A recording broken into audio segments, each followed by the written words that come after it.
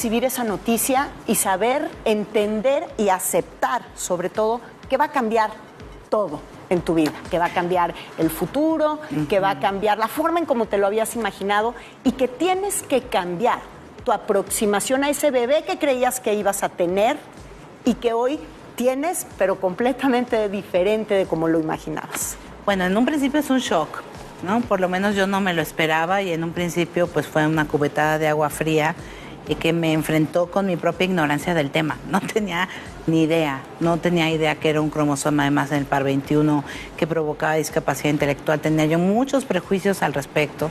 Afortunadamente tuve la suerte de que el doctor que me dio la noticia fue muy bueno, no es la generalidad, por lo general te pintan panoramas horribles, ¿no? A mí me presentó ejemplos de personas con síndrome de Down que hacían cosas, que iban a la escuela, que hacían rompecabezas, que habían sido monaguillos, que estaban integradas en sus comunidades y todo. Entonces, en principio es un shock, pero tú hablaste como en una sola frase de diferentes procesos.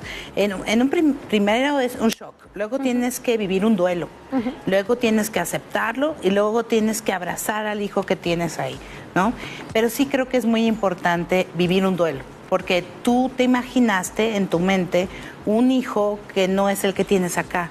Y para amar al que tienes acá y el que existe y el que siempre existió, aunque tú te imaginaste otra cosa, tienes que, pues, llorar si es que necesitas llorar, hablar con otros papás, mamás, familias, leer, informarte, vivir un duelo, ¿no? Superarlo y entonces ya poder estar entera y bien para amar a este pequeño o pequeña que llegó a tu vida. ¿Cuál es la parte que más miedo propiamente da? Porque todas las personas que viven o que vivimos alrededor de algún tipo de discapacidad, creo que lo que más miedo nos da es que es algo que va a ser para siempre.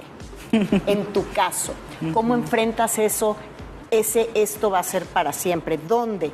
No te puedes enfermar igual para una persona que tiene a su alrededor y a su cuidado un bebé, un niño, una niña con algún tipo de discapacidad. Enfermarte porque tienes gripa, tirarte a la cama, no es lo mismo para ti que para cualquier otra persona, porque tienes que estar ahí. Y ¿dónde está el principal miedo de vivir? Pues a ver, primero yo soy muy afortunada, no creo ser referencia de nada porque tengo una familia nuclear muy pues muégano, además, que apoya muchísimo, tengo recursos para pagar apoyos especializados, una escuela donde Alan está incluido, que no es la mayoría de las escuelas, hay muchas madres y padres y familias que batallan con pues el derecho a la educación de las personas con discapacidad, pero lo que más miedo me da, en lo que más me ocupo, ¿no? Y trato de no preocuparme, aunque es inevitable preocuparte, es cuando tú no estés, ya de manera definitiva. Supuestamente yo moriré antes que Alan, mi hijo, que tiene 12 años ahora.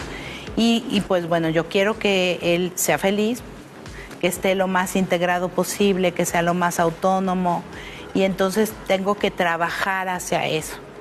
Y también pues ponerlo en el mundo, acercarlo a la mayor cantidad de cariños posibles, como lo harías con cualquier hijo. Yo creo que la discapacidad es como una lupa que aumenta muchos retos, pero sí te preocupa, y he escuchado a muchos papás, mamás y familiares que se preocupan eso, qué va a pasar el día en que no esté. Yo también por eso pues decidí dedicarme pues varias horas de mis días al activismo, porque hay hasta cierto punto cosas que puedo hacer por Alan, oportunidades que brindarle, pero también tienes que contribuir a cambiar el mundo en lo que puedas para que se abracen las diferencias. Cuando tú recibiste a Alan hace 12 años, cuando tú recibiste a Alan hace 12 años, una de las grandes fortunas que tú tenías, pues primero es que eras periodista, que era una mujer que perseguía la información de todo. Además, ustedes a lo mejor no lo saben, pero Katia Artigues en el periodismo mexicano es un poco como nuestra Mafalda, ¿no? Es esta mujer que está llena de curiosidad, está llena de curiosidad, está llena de buen humor.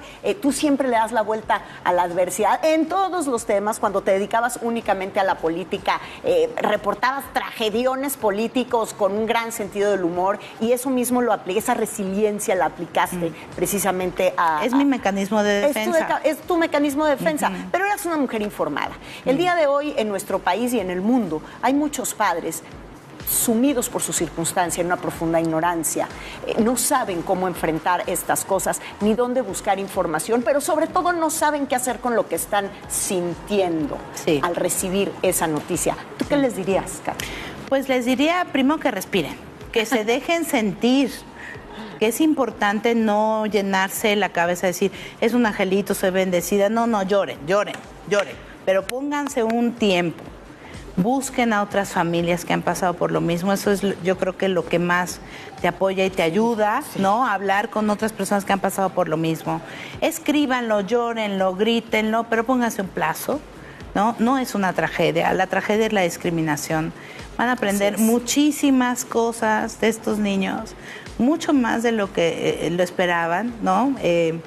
Suena como a cliché, pero es verdad que te hace más humano, más sensible a más cosas más pequeñas, que son enormes al mismo tiempo, te hace maravillarte ante la potencia de los pequeños pasos y cómo lo puedes aplicar eso a tu vida. En fin, para mí ha sido esa la experiencia, pero primero que lloren, que griten, que patalen. Otra, prepárense para luchar, porque sí tenemos que luchar, ¿no? Tenemos muchos aliados, eso también es muy bueno. Creo que hay que recordar constantemente que todos vamos hacia la discapacidad, no necesariamente la discapacidad intelectual, pero que hacer un mundo más sensible para todos eso.